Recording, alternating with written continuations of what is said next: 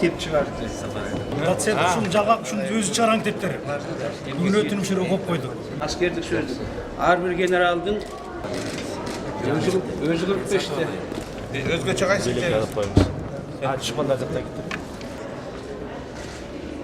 Barыңыздарды мен өзім атыман жана Жогорку Кеңештин атынан эртеңки мамлекеттик тил күнүбүз менен чын жүрөктөн куттуктайм.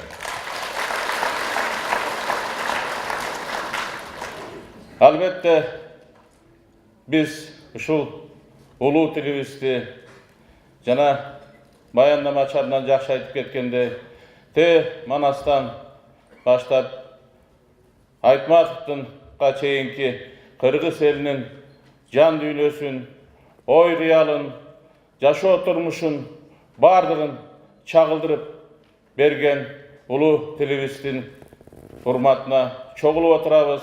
Бул жерге чогулгандар ошол улуу тилдин алып жүрүүчүлөрү гана эмес, патриоттору дагысыздар. Ачыгын айтыш керек, дароо эле жүрүп кете албайт экен.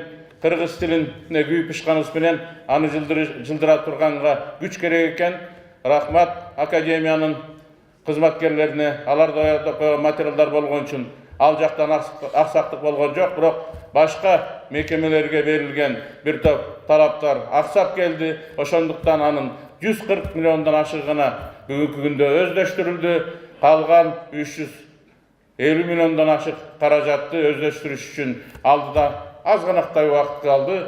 Ал 3 жылга жетип жетпеген убакытта биз ал каражатты жумшап кыргыз тилин бүгүнкү ордунан дагы алдыга жылдырганга бир топ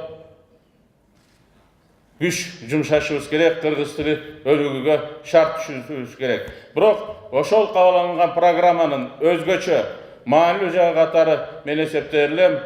Биринчи кезекте кыргыз тилин эл аралык деңгээлдеги эл аралык стандарттарга ылайык келген кыргыз тилин түзүлүшүн буюрса, өкмөт ошол кармалып жаткан өздөрүнүн тиешелүү токтомун чыгарып берсе, кыргыз тил толук кандуу иштеп кетсе, Кыргызстанда мамлекеттик тилди колдонууга, мамлекеттик тилде иш кагазтарын жүргүзүүгө дагы көбүрөөк мүмкүнчүлүк түзүлөт.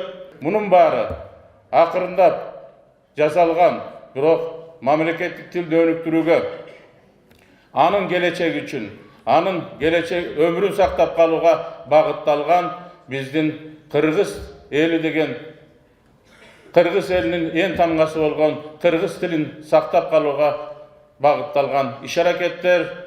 Эгерде тил жок болсо, анда элдин да келечеги жок болот деп мынакей жазылып турат. Биз ошол тилдин келечеги үчүн күрөшсөк, демек элдин келечеги үчүн дагы, элибиздин келечеги үчүн дагы, мамлекетибиздин келечеги үчүн да күрөшкөн болобуз.